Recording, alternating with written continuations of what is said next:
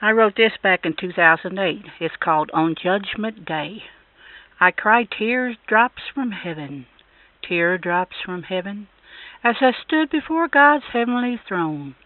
The book of life was open and read out loud before the angels who was all around the throne.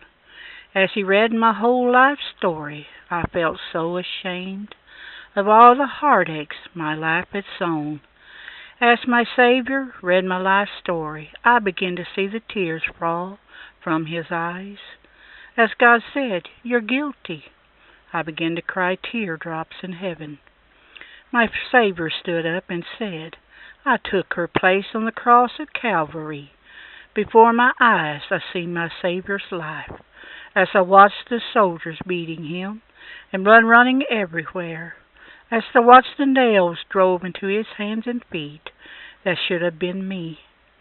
He took my place on Mount Calvary.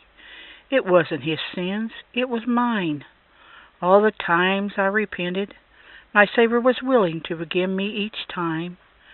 God said, because of my Son's blood he shed for you, I heard him say, "You're pardoned." And I heard the angels singing, "Welcome home."